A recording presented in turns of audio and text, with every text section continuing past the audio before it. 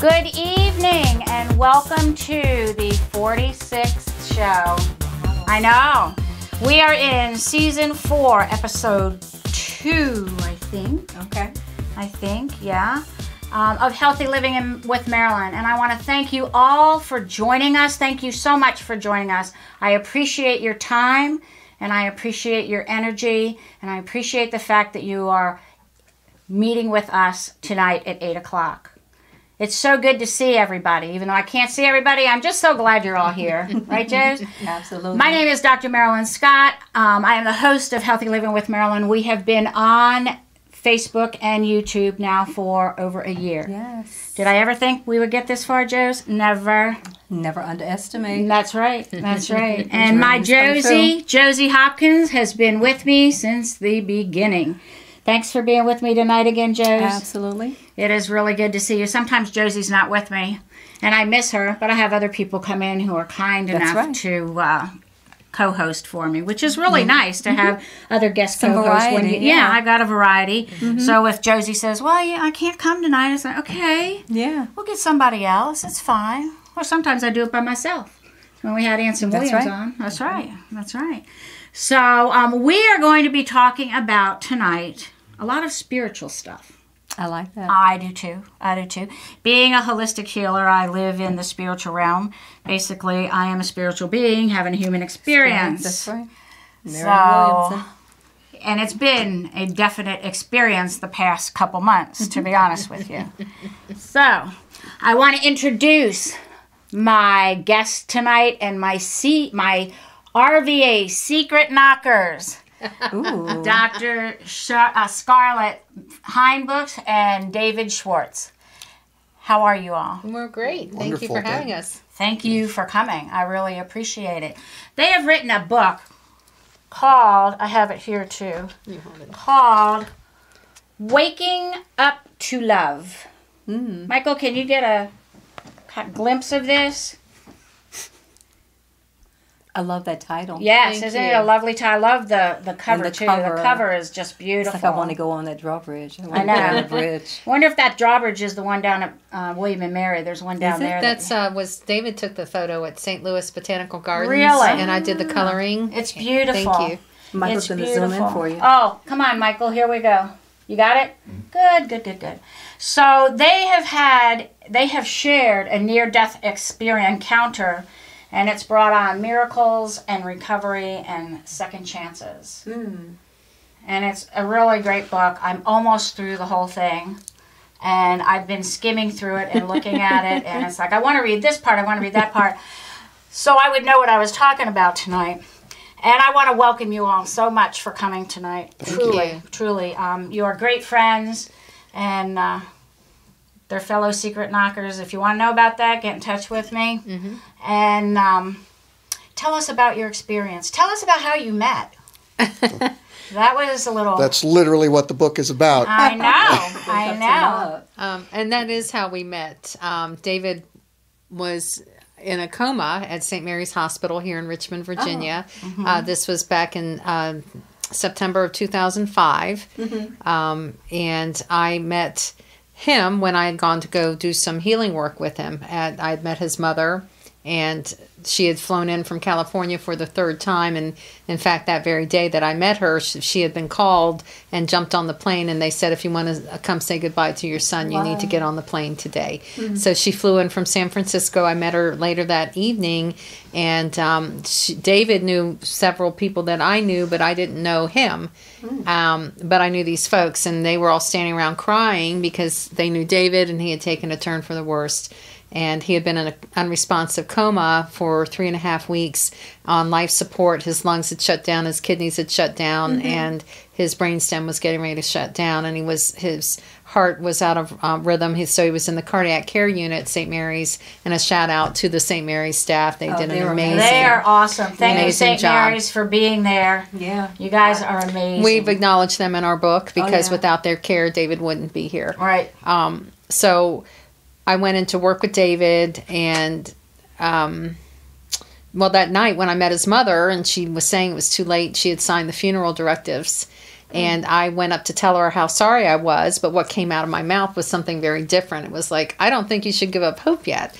And she looked at me like, well, maybe you're not hearing what I'm saying. And I was like, well, I can't promise anything, but I told her that I had studied Reiki, that I had worked with different types of energy work, and if nothing else, if he was ready to cross over, I could hold his hand and be with him while he passed, if that's what was going to happen. And because as a mother of 2 boys too, I thought, you know, it means something to have somebody there doing some healing prayer. And she was fine with it. She just let me know David's Jewish. And I said, well, this is fine. This is not a religious thing. It's just energy, love energy. So I went in the next day. I was teaching a class at VCU, Marriage and Family Relationships. And I was in my PhD program working on my dissertation. At that time, it was for the Native Americans who were trying to get federal recognition. So I had a lot of stuff going on, and I was the parent of two boys with disabilities. One, my oldest son had extreme ADHD, and my youngest had epilepsy. Okay. So things were very challenging. And I was a broke student, and I barely had enough gas in my car to make it to the hospital. And to this day, I can't tell you why I went, except that I listened to that nudge. So, which is really important. It's really important to listen to your inner self, because your inner self will take you in the right direction. And don't ever question it. Just listen to it. Well, you know, you do question your sanity at times like this when you don't have a lot of time. And I had never met David. So, and then he was on literally death's door, and he had not made any recovery. He was about gone. They didn't expect him to make it through the night. And when I got there the next day, I wasn't even sure even if he'd be there. So, but I drove after my noon class to the hospital. I went back in, and I couldn't even tell what he looked like, because he had a ventilator tube in his mouth. He had a feeding tube in his nose. He had a central line. He was all hooked up. He was Sounds completely really worse hooked than up. it was. I was doing fine. What brought the coma on, David? I had contracted a rare form of vasculitis, which is a vascular illness, and it affects the blood vessels, so it shuts down all your organs. No blood, no worky. So it's called Wegener's granulomatosis at the time, and they've changed the name now. But basically, that's what it does. It's multi-system organ failure based on failure to get blood to your system. Right, and it's usually fatal, and in cases where people do survive, it's usually with permanent kidney failure, damage. And they still don't know what causes it. It's very unusual. There's about 500 cases annually, so it's rare enough. Then it took quite a while for them to even figure it out. I think the first week and a half, he had about 14 consults. A lot. Wow. And they couldn't figure it out. They just knew that he was dying, and then when they did finally make the diagnosis, David didn't respond to the treatment protocol. And so that was pretty much it. And when I went in to work with him that day, I did what my mother had told me to do, and she's a retired nurse, and she said, people who are in comas can hear what you say. Absolutely. So be careful what you say. And I walked up to him and talked to him as though he were awake. And I introduced myself because we had never met. And I told him I was there because I had met his mother the night before, and other people who really seemed to love him. And I was here to offer him some healing energy if he would like it, but that he was in charge, and he would have to let me know if it was okay. So I just stood there, and I felt a little puff of air, and I was aware that that was okay. So I worked with him for about 20 minutes doing, if you're not familiar with Reiki or energy work, it's energy healing, and that's it's their energy with your energy. I'm a master Reiki, and you're a master. Yes. Are you a master Reiki? I'm a level 1. You're a level 1, so you know, Joe's. But for you out there in Facebook land and YouTube land, Reiki is a type of energy healing which helps get the person's body back into a normal range. Body, mind, and spirit, lining up all the energy fields and centers in the body, systems, and everything. Well, David's energy was so low, I didn't even really feel any response. And I was getting ready to leave. I told him that whatever he decided would be okay, and if he was ready to go in peace and know that he was loved. And when I had taken his hand, it was also just letting us know that he was, that if I felt feelings, like I could feel his pain, and I was surprised by that, and I just felt such compassion for the stranger. So I just continued to, hold his hand for a moment, and I was getting ready to leave, and I told him, I said, I don't even know why I'm telling you this, but if you decide that you want to stick around, I make you a promise that I will come back. It's your choice. But if you decide to go, it's okay too. And so his hand was like this. I couldn't grip it because he had that pulse oximeter on. And so I was holding his hand kind of like this. And all of a sudden, I was getting ready to leave, and I couldn't take my hand away. It was as though my hand was fused to his hand. And that's when I recognized that his spirit was reaching back. And so I repeated what I had offered, and I said, if you are still here, I'll be back. Well, he was still here the next day. And so I worked with him. And on the third day, it sounds a little gross, but his body began to produce urine. Before that, the catheter bag was stuck together. Stuck together because he was so important. in total failure, kidney failure. So I continued working with him on the 5th day. He had still not regained any consciousness, but there were signs of improvement. And I went in and I held his hand. I began always with a prayer for protection and safety, and only the highest and the best and most sacred and holy, respectful of his Judaism and also of my Christian faith. So, just anchoring that in that center of love, which is where we can all meet. Yes. And as I was holding his hand in the beginning, the next thing I knew, I was not in my body. I was not even over, I was just somewhere else, and there was David. And we were in this area, and it was like, the best I can describe it, it's like dots, tiny, tiny dots, particles of white light love, liquid, but it's not wet. Right. And it breathed us. We were just made of this love, and it was the kind of love that you can't even describe. The best I could say was every kind of love, like parent love. And agape love. Agape, everything kind of love. And I also recognized that I knew him. My spirit knew him and had always known him and always loved him. And so I'm having this awareness, and I'm feeling him and seeing his life, and I don't know what to do with that. I mean, I'm just experiencing this, and then next thing, I'm back in my body at his bedside holding his hand, stunned, and he's still unresponsive. I don't know what happened, except that I know I met somebody that I totally love, and he's dying, and changes everything. Everything. Yeah. But I met him on the other side, and that's how we met. And within the rest, I worked with him a total of 12 days. I went in twice a day. I brought music. He started to spiral down again. We brought headphones to keep his brain active. I used tuning forks. I used aromatherapy. I used, what else? Oils, essential oils for his feet. And as we continued working together, he made the nurses and doctors start calling him Miracle Boy. And in 12 days, he was conscious, back up on his feet. We also had some other unusual experiences with beings that are blue shaped that I saw, who dropped in organs. Now that sounds pretty wild.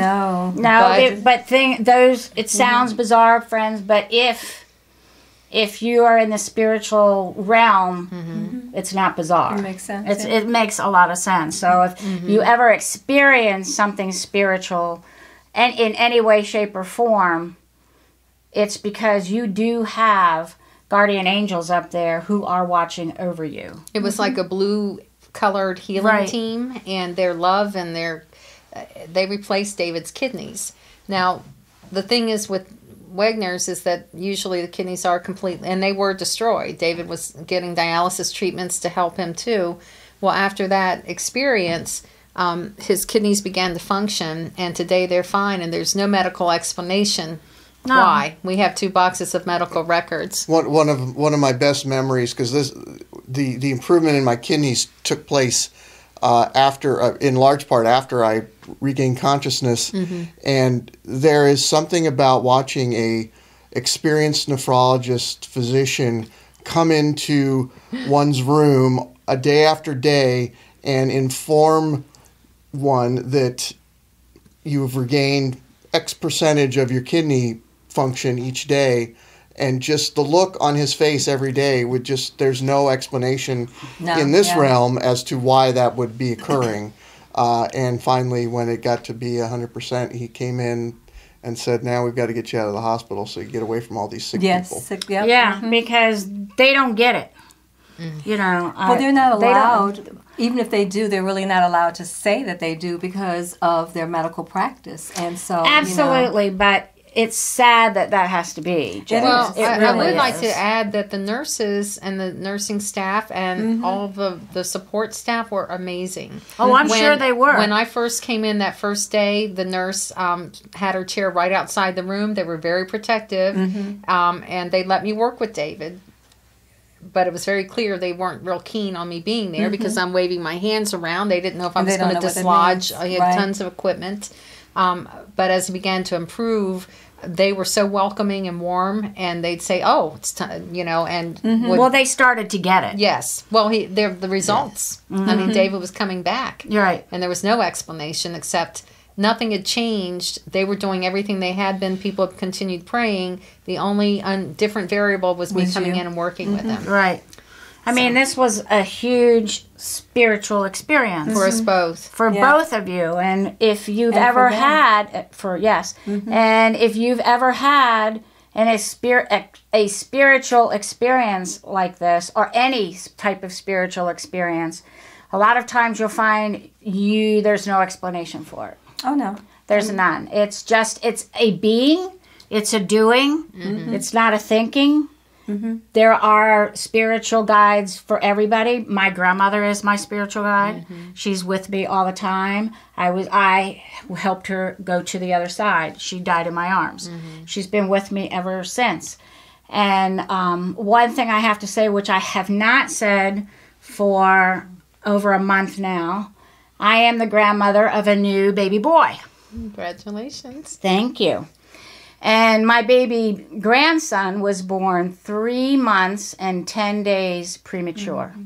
And he weighed 1.6 ounces at birth and is 12 and a half inches long. Now, he is still thriving. He is still stable. He's been through some trials and tribulations.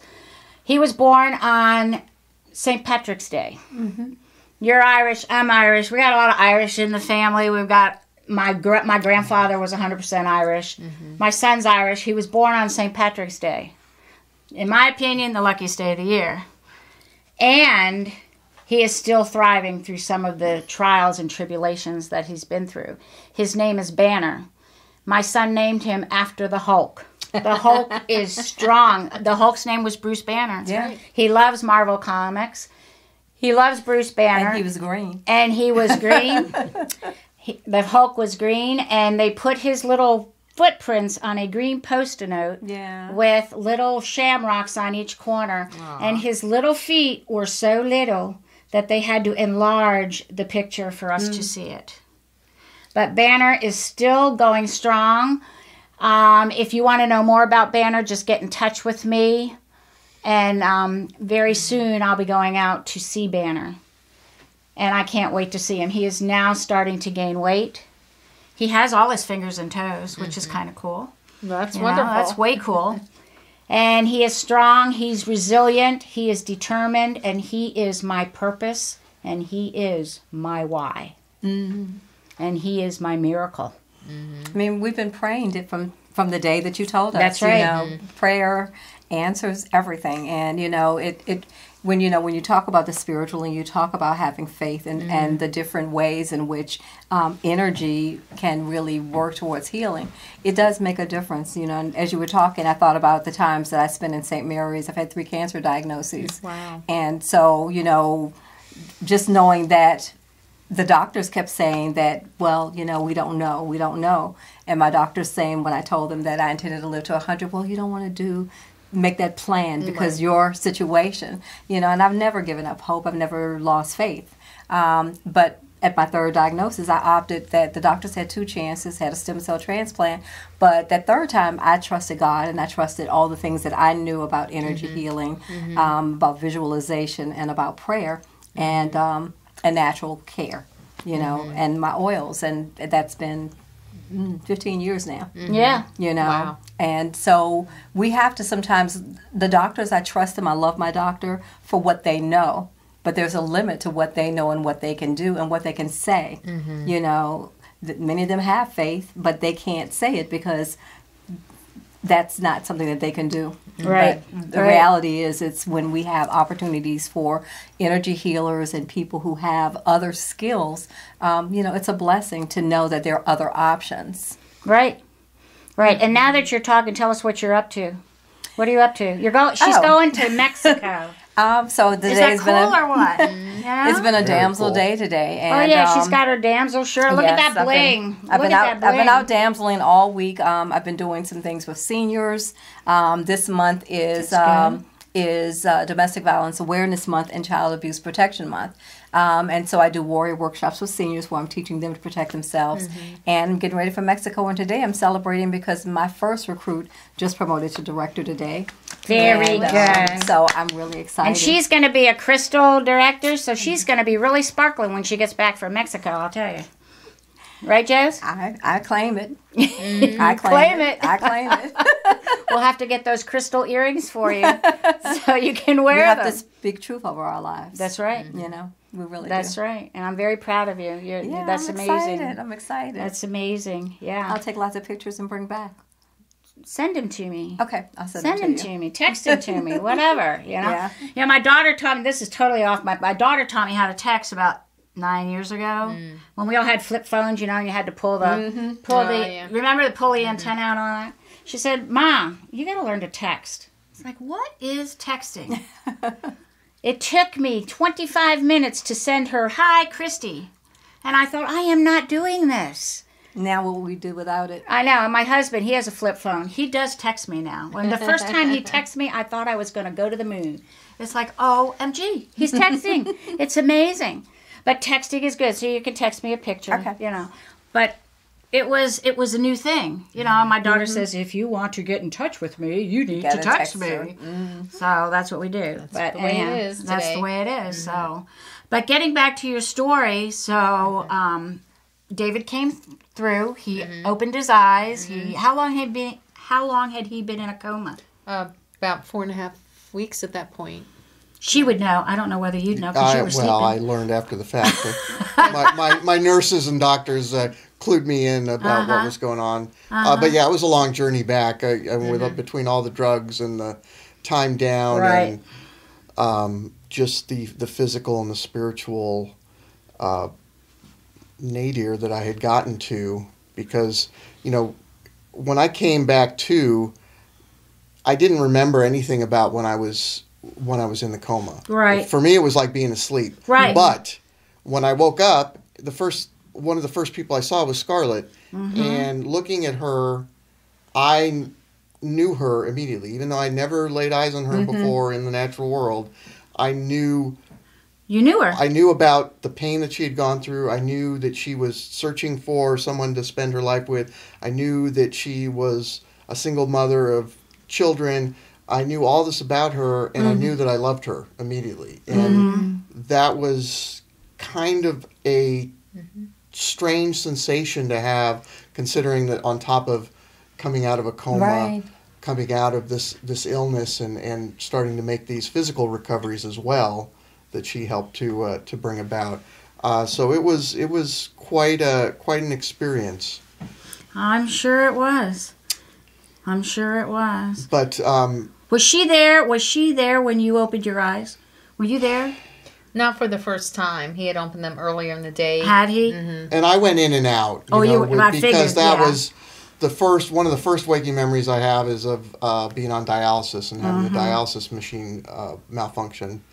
And I was having various hallucinations around that. And then I do remember seeing some friends that had come in and out of the room that spent a lot of time with me. And I remember my friend Hugh being there, and I certainly remember Scarlett being there. She sort of was flitting around like, she was my angel, floating around the hospital room. And again, seeing her and not knowing her in the physical world, but knowing her in the spiritual world. But knowing her that I had made this connection with her was just so disorienting on top of everything else. And it's amazing how God works in mysterious ways. He does. He does work in... We ended up coming together very shortly after I got out of the hospital. I got out of the hospital, I think it was October 15th, and we were together just over a month later. Mm-hmm. So... Then he nearly died again. And I went back into the hospital around Thanksgiving. Did you have a relapse, or what happened? I had so many doctors, Marilyn, that I had so many doctors that were prescribing so many different things, and although they try and work on a combined protocol, some things got lost in translation. So because of all the medication, my white blood count had gone down to literally 0. Ooh. And so I ended up in an isolation ward back at St. Mary's. Double pneumonia in isolation, and while they tried to get. Now, did you go in there and do Reiki on him when he was in there? Yes. Okay. In fact, that's when he called me at 6:30 in the morning to say, "I need to tell you I love you because I don't know if I'm going to make it." Oh. And it's like, hello. Yeah, and so I went to the hospital. And he said, can you just help me and hold me? So I crawled up behind him on the hospital bed and just put my arms around him and held on and just prayed. At that point, my objectivity was gone. Yes. And as a healer, one of the things I do is again, you're just working with people's energy field, not your desire. It's not up to me. It's between them and their higher power. But when your heart. Yes, but my heart was now involved, and I wanted David to live. And I had to recognize that I was being selfish because, again, this was not up to me. Right. What I had learned and what David had gifted me with was showing me that there was a love that is so enormous that is there for all of us. And so that gave me comfort and peace to realize that if this is what I got to see, even for a week, that's sometimes more than what anybody gets in a lifetime. That's right. And I need to be grateful. Right. And if he was going to leave this life, I had to love him enough to let him go for what was best for him and his spirit. Because I didn't know. I just knew that what I wanted. But he decided to stick around still. And so we've been married going on 12 years in June this year. Congratulations. Thank you. That's wonderful. When did you decide to write the book? Well, everyone kept asking how we met. When we'd say it, they'd say, you should write a book. So, but life gets in the way, and we had, between us, 4 children to raise, all minors when we got together, lots of money. Kids are expensive. And so I ended up working, and we were all doing the things we needed to do. So the book took about 12 years. Okay. And also the story, we haven't touched on a lot, but the story is extremely personal. We put in there details about our journey in recovery because we felt it was important. So that's all in there as well. Do you want to touch on that a little bit? I mean, we've got a little bit of time. You want to touch on that, or is that too... Well, when I came out to Richmond, I came out for work. I'd been out of work in Spokane, Washington for almost a year and a half. And there weren't a lot of prospects for a financial services professional out in Spokane, Washington. I had fallen into a job there, moved up to Washington State, but came out to Richmond just for work on a contract basis. It was supposed to be a year contract, and it wasn't long after that I got out here that I ended up getting sick. But one of the things I did, since I didn't know anybody in Richmond, I had just gotten into 12-step recovery and had just started to make that journey and try to improve my life, at least in that because by that point, by the time that I had started my recovery journey, I was already unemployed, pretty much in a marriage that was failing, and was not of much real use to anyone, especially myself. I'd given up on myself, given up on love, given up on relationships. And so for me, I found my recovery community in Alcoholics Anonymous, the program, and that's a great program. Became very active. Program. Became very active before I got sick. Became very active in the local fellowships here, and that really was a big saving. You're saving grace for me. Yes, definitely. Yeah, you're saving grace. And then as I started to get sick and was sharing with my friends what was going on, those were the guys that I would rely on to say, hey, talk to some of the guys at work, talk to some of the guys in my recovery community, my fellowships. But once I got sick and went into the coma, that was it. So for me, when I came back, every day was a miracle. When I woke up out of that coma, it's like, okay, well, if this is all I get, Scarlett was coming from it from her perspective.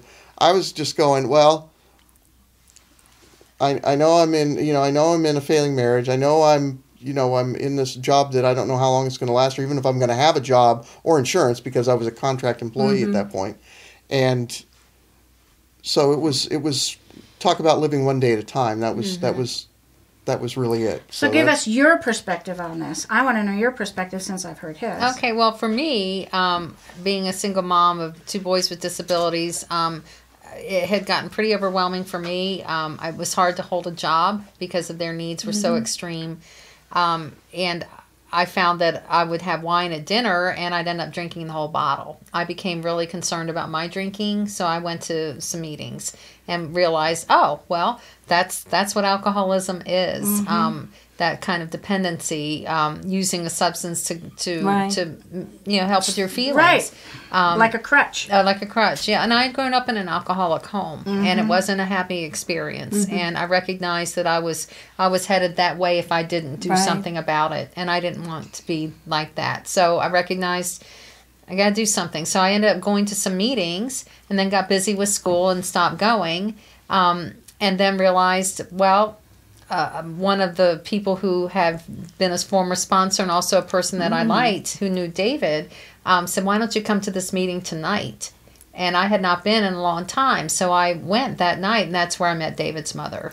So you met her at the AA meeting? Yes, she's passed on now. I'm wearing her ring in remembrance of her, but she had been in recovery for 30-some years, I guess, at that time. 37 years. 37 years when she passed away, and everything about her stoicism, her beauty, her radiance of serenity in the face of all of this touched me. And she showed me what a strong mother can be when you're facing a crisis. And she was at peace if her son was going to pass on. She was like, she accepted it because she accepted that this was God's will for her life. Right. And seeing that, and she was the one who taught me, you can hold things in 2 hands. You can hold serenity and your grief in this hand, and you can walk with both. And she helped me to understand that. And so because of what she represented to me, that was why she's the reason I went to go see David. It's interesting because it's almost like your paths and your lives were parallel. And you hadn't connected in reality. Right. But your paths were destined to come together. That's God's way of bringing 2 people together. That's the miracle, because I believe that our roads are already paved before we even get on this earth. Because I was in a difficult marriage situation, and I would always ask the universe, God, why am I here? What am I doing? What am I doing wrong? What am I doing right? And the answer that I always got was, this is the road you are supposed to walk. It will make you a stronger person, and you will be able to fly. And since then, in the past year and a half, I had my TV show. I met Josie. Way before we had started the TV show on it, Met Josie at a networking meeting. I was one of the speakers, and she had her damsel out and everything. She came up to me and she said, I want to get to know you. And then it was a while because I got busy and she got busy. I called her up and I said, I want to get to know you too. And, she's like my sister from another mother, But, and I wrote a book.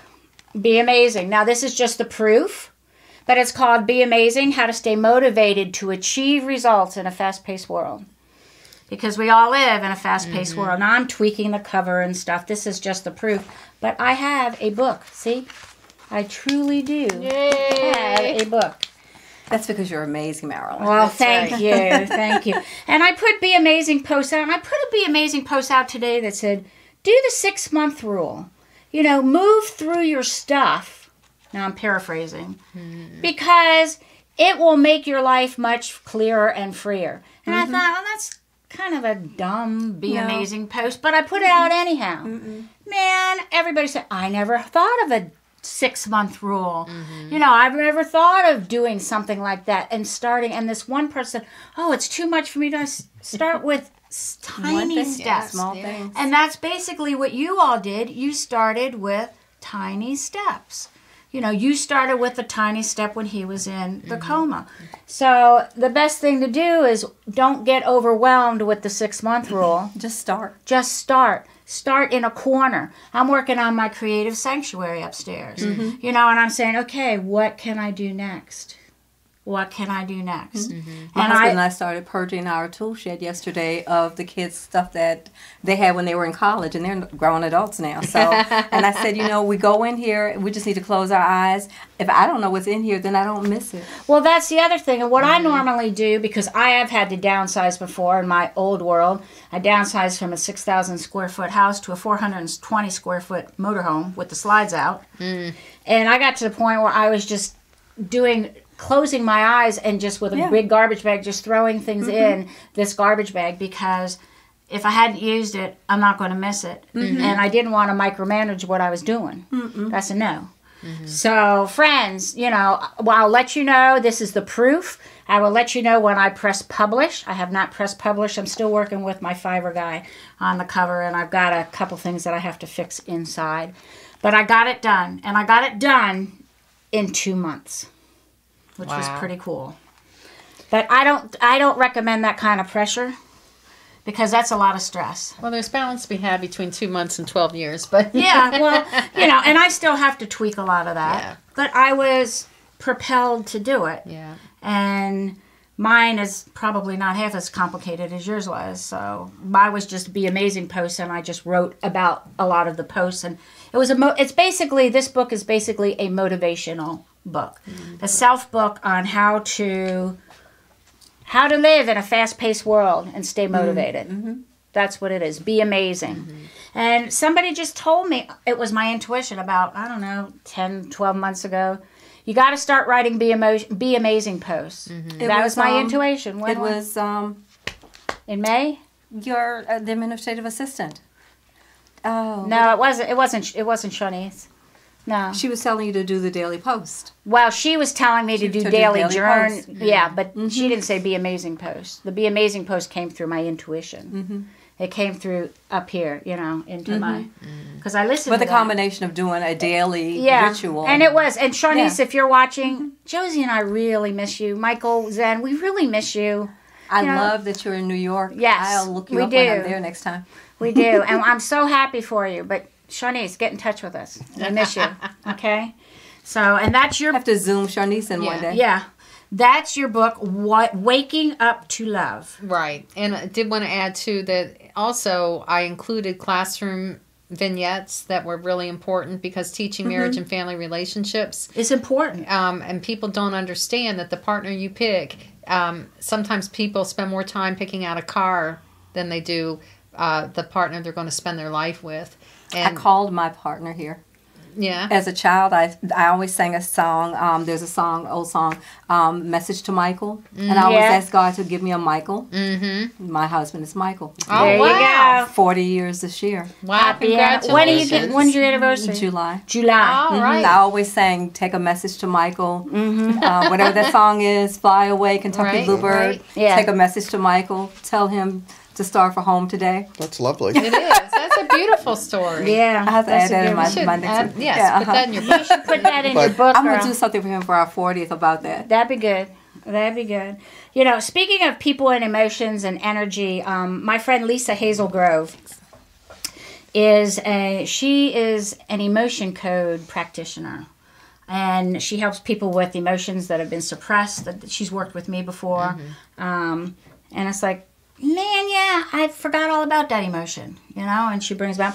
But anyhow, she is having a how you can raise your vibrational frequency over at Resonance Float and Sound, and you'll be able to explore, hear, research, and even experience vibrational energy to see how your body responds when exposed to certain vibrations. It costs $10. It is Sunday, April 29th at Resonance Float and Sound down in Sycamore Square off of Midlothian. I love that mall down there. It's not a mall, but I love that area down there. It's so cool. It's very charming. If you haven't been to Sycamore Square, it's not a mall. They've got houses that have stores in them, and it's way cool. It's like a little village. Yeah, it's like a little that's what it is, like a little village. There's restaurants there. There's a bookstore, which I haven't gone in, which I really need to go in and graze. It's a lovely bookstore. It's adorable. Yeah, it's wonderful. And so she's having that on Sunday, April 29th from 10 to 12 at Resonance Float and Sound. Okay. And you should really check out Resonance Float and Sound. It's a float. They have a float pod there where you can float in the Epsom salts water and just you're like floating away, but you're not going anywhere. You're just going into the spiritual realm, and it's wonderful. You're buoyant. You don't drown or anything, and it's really cool. And then she has a sound experience room, and it looks like all stars all over and everything. And that's interesting. She has a sauna too. I don't do the sauna. I'd rather do the float. And I don't do sauna because I do hot yoga, which I haven't been able to do recently, but I do hot yoga, and that's very therapeutic. If anybody wants to try hot yoga, Josie, just let me know, and I'll get you in for a class. It's very therapeutic. I don't teach them, I go, but they're cool. So that's why I don't do the infrared sauna. But anyhow, if you want to get in touch with Lisa, you can call her at 804-539-3251. Or you can get in touch with her at lisa@lisahealthy.com. Check out her website, too. It's lisahealthy.com. She has interesting blogs on there. One that she has, because she's an adjunct professor of sleep. Teaches sleep at U of R. It's like you're teaching undergrad sleep. Okay. Sounds like a snoozer. I know. 2 points, Scarlett. 2 points. I like that one. Couldn't resist. Did you get that, Zen? It sounds like a snoozer. Yeah, she's got one up on you now. But she teaches sleep, and she has taught me how important it is to make sure that you get plenty of sleep. Because if you lose it, you don't get it back. So you take care of yourselves. So that's really cool. The other thing I've been doing, which I've been too busy to do recently, is I have a personal trainer who, Aubrey, if you're there, hello. She's really amazing. She's having something this weekend at her studio at 8 North Robinson Street. Get in touch with her at richmond-wellness.com.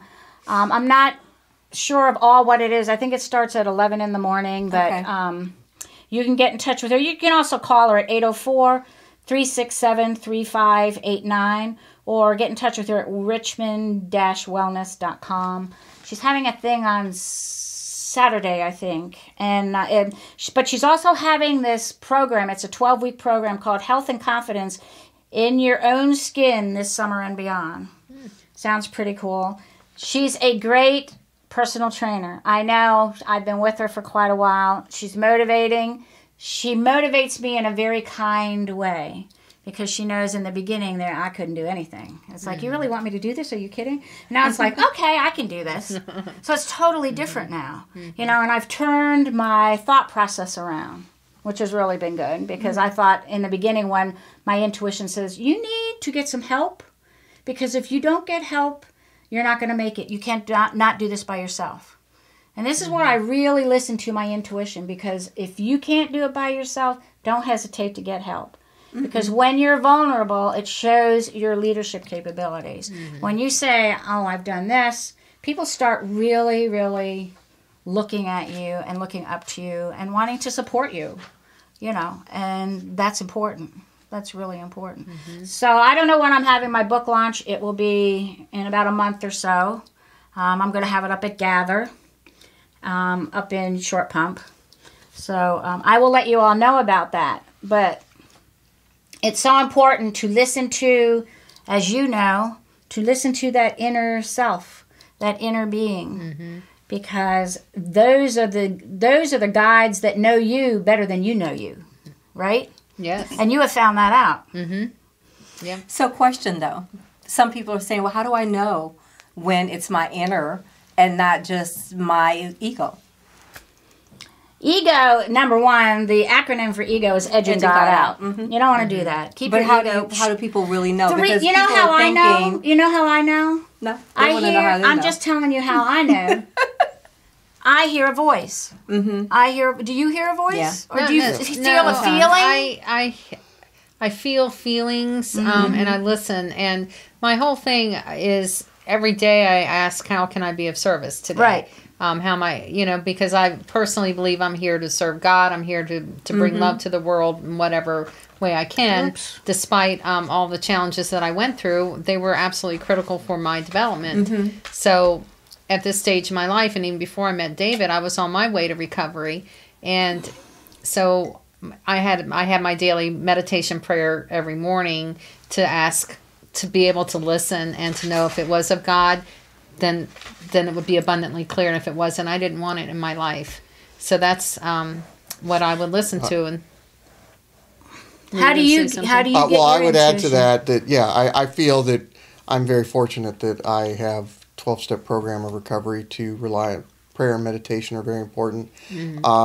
But one thing that I have learned in my journey over these past 13 plus years is that I'm blessed with having many other spiritual people that I rely on quite heavily. So if I think that I'm getting some sort of message or guidance or advice that's coming from what I think is my higher power, and if I want to check that, I can always go to another spiritual person who I respect a lot and say, hey, this is the message I think I'm getting. How does this resonate with you? And get some feedback. And my understanding is that many men and women of faith have done that. Relying on each other over the years. Yeah, It's I know. really important. It is. And to be still and be quiet enough. And I think oftentimes people are so into their head that they don't want to acknowledge that being still can make the difference. So being able to be still, to be, as you said, to ask to be able to hear that difference. We get the intuition, we get the messages. It can be hearing a voice. I mean, I've heard voices. Sometimes I'm like you. I get the feeling like, well, I'll tell you one thing that happened to me years ago. My daughter was in high school, and I went to get her attention because I wanted her to get in the car. And my intuition said, leave your purse in the car, just take your keys. Okay.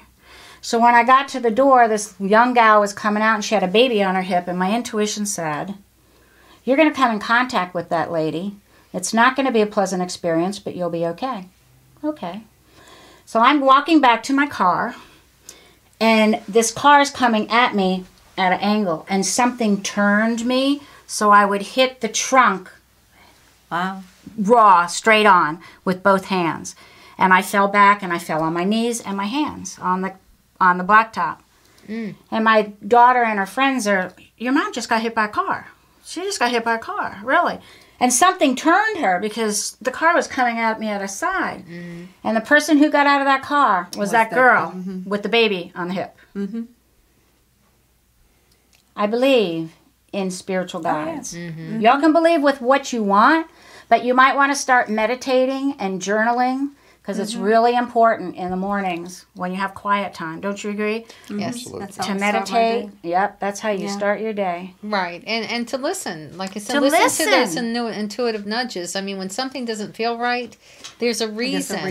We always, lots of times people say, well, just don't be fearful. Well, fear is a good emotion. Fear is a protective It's a part of us. emotion. Yeah. And the difference with that, too, again, when you set your intention to be loving in the world, and the most important thing is when you know if anything is leading you to do something that isn't loving, then you know that's really not where you want to be. Now, that doesn't mean that we're all going to be saints. I mean, we're still probably going to cuss in traffic. I mean, I'm still working on that. But when someone tailgates me, I get a little anxious. I don't like that. But I do try really hard to not do harm to someone else. Right. And we all make mistakes, and you can do harm and not even realize that something you said may have hurt someone's feelings, but I try not to be intentionally mean. Right. So that's really important to me too. Yeah. And just trying to be a decent human being in a very tough world. But one of the reasons that we also wrote the book and disclosed what we did was because people are really hurting. It's everywhere you turn, it's healing for someone else. If you look, my students were telling me about their struggles with their family members with alcoholism and drugs, and you don't do any favors hiding who you are. So we had to put it out there. This is the reality of the situation. These were the struggles we had. This is the experience that we had among many others that were so unusual. But in the end, I'm finding people are having these experiences all over the world. They are. And we're going to Hungary on Saturday to meet with a whole worldwide organization of people who've had these experiences with all sorts of things. And their whole point is to lift up love.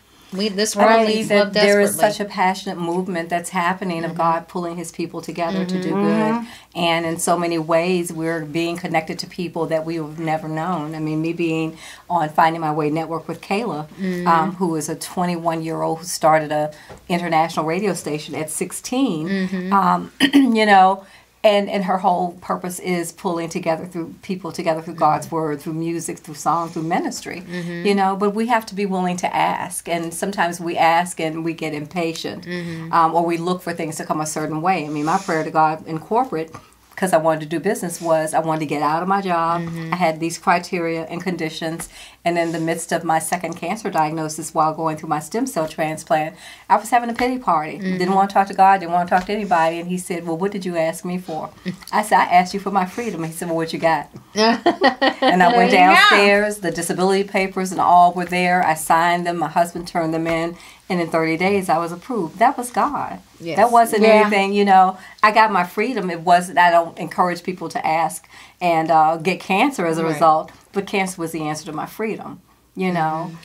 We ask, we receive, but sometimes we want it the way we want it. That's right. And we're not happy if we don't get it that way. Sometimes you have to walk a road that you don't want to walk in order to get to a road that you really want to walk.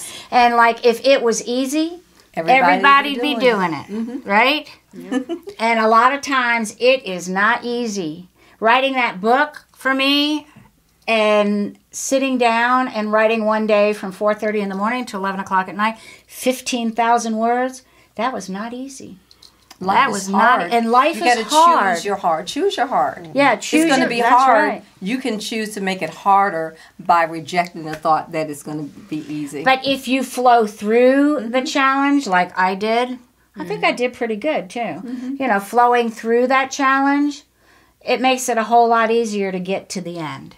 Yeah, I get excited when challenges happen because I know that if I can just stick and stay, there's an enormous blessing on the other side of it. I know. So I get, Lord, okay, I'm going to stay through this, and there's a lesson for me. You know, it's like going to school. If you don't get through that grade, you go repeat it over and over again. Until you get it right. That's right. Until you get it right, right? That's right. Amen. So, you know, when I met you on Facebook because you knew I was going to Secret Knock or something, right? Yes. What you is got Secret Knock? Okay, Secret Knock is a secret, really. You're going to tell me. It's a networking event for entrepreneurs. And you meet a lot of different people. And the man who started it, well, actually at his ex-wife, Greg and Alan Reed, and they started it in their kitchen. And then it sort of blossomed, and now over 100 people show up twice a year. Okay. But you have to be vetted, you have to apply, and then you have a payment that you have to make. It's expensive, and they say it's worth it, and I can tell you that it is. It was is. Through that venue that Greg connected me with my publisher. With her publisher. William Gladstone from Waterside Productions, and so that's been the real gift. And then the other people that we've met, like Marilyn and other people. So again, that's how it works. You know, they're setting an intention to do good in the world, and you can't do it alone. We're all in relationship, and so that's the relationship where these people are all there to help you. Right. It's amazing. Okay. It is amazing. And there's 5 secret knockers in Richmond. And I met 2 of them that have their office up at Gather, and I had to meet them out in San Diego just to meet them. And they're up the road. It's like, really? Honest to goodness. It's like, so James and Ryan, if you're out there, hello, how are you doing? Hope you're having a great evening. So, and they're going to help me with my book launch, which I'm really blessed about. And they're working with you too. Yeah, we've been doing some work together in discussions. Yep. Awesome. So I'm going to have James and Ryan on. They don't know it yet, but they're going to be on the show. So now they do. Well, if they're watching, hopefully they are. If they're not, I'll say you need to watch the show, guys, because I mentioned them. The other thing is, I had somebody get in touch with me today, Sarah Rodriguez, and she has several kids, and they had made. They sent me pictures. They had made vinegar. They had made nettles vinegar and rose vinegar, and they wanted to show it to me.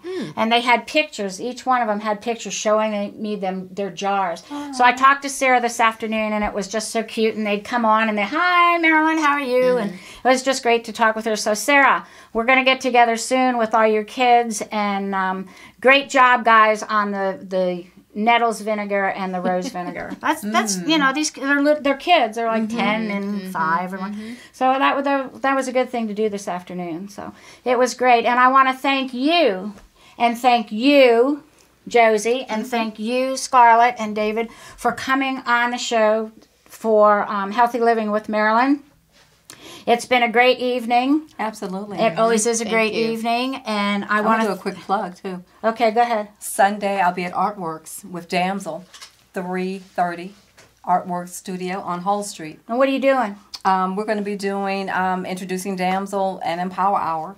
Empower Hour. Man, Hour. she knows how to empower, too. I can guarantee you that. Now, where's Artworks? Tell them again. 320 Hull Street in Manchester. How can they get in touch with you, girlfriend? They can call me at 804-334-1944, or they can find me on Facebook, Josephine Crawford Hopkins. And how can they get in touch with all of you? And how can they get your book? Our book is available on Amazon, Barnes & Noble, any major distributor, any bookstore can order it now.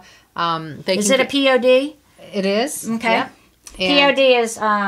Print on demand. Print on demand. But it's expanded. Less than 3 days. Yeah. Right. From the time you order it till the time The you book now is available on Amazon all around the world. So it's already gone around the world, and we're really excited about that. And website? The website is... what's your website? I don't even know your website. I'm sorry. It's coming up. It's healingwithdrscarlett.com. Healingwithdrscarlett.com. And you're also on Facebook. Yes, I'm on Facebook, Pinterest, and Instagram. Girl, would you help me with Pinterest? I am really having trouble wrapping my head around that one. Yeah, well, I don't know. I just throw things up there. I'm still learning. Maybe you can show me how to throw things up there, because I only know how to like those things. I don't know how to do anything with it. Talk to your grandkids. I know. That's the thing. Well, my oldest, I'll have to talk to my children. They're millennials. My oldest grandson is 3.5. Oh, wow. So he only knows how to get on my iPad and get on YouTube. I want to watch a show, Grandma. Oh, wow. Okay, yeah.